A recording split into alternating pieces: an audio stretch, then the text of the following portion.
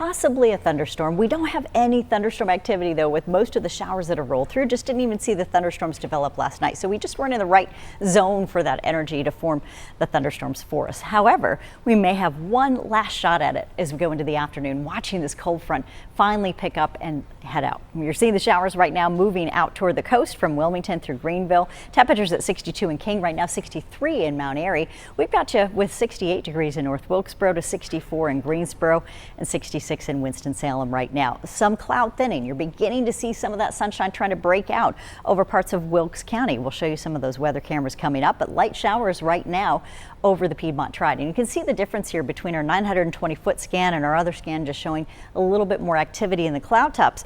Right now on the ground, we're getting the light rain from Greensboro. Pockets here as we head out toward the east of Summerfield through Brown Summit. You're going to get some spotty showers, but most folks not seeing a whole lot. You might have some raindrops still falling from the trees that had collected some of that rain on the leaves, but otherwise yesterday 0.08 of an inch for rainfall, and now we have some good rainfall area wide from overnight and into early this morning, I should say. You can see here the estimated rainfall totals heaviest across parts of the southern triad.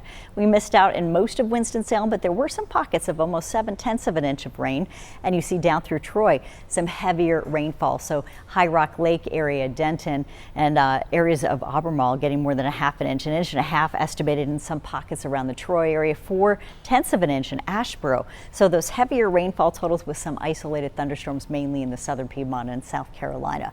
Rainfall totals of about 0.4 of an inch in the last 24 hours from King, estimated there in Blowing Rock at 0.3 of an inch and only 1/10 of an inch in Sparta. So a lot of have-nots as well. Here's the latest drought update from last week. You can see how we continue to spread that extreme drought concern all the way up into Virginia now, and that it covers all of the foothills as well. So we are seeing expansion of the drought based on the data that was taken up through Tuesday of this week.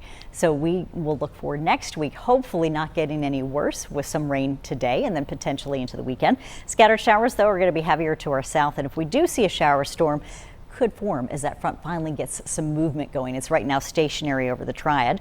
That happens between about 4 and 5 o'clock, we believe, this evening. Could just mean a couple of showers for us too. May not produce those thunderstorms. We just haven't seen them evolve today as well. We have a little bit energy left over, and that means temperatures as they clear out will be in the 50s and 60s a little later tonight, but that rain chance is mainly south of us as we go into the dinner hour.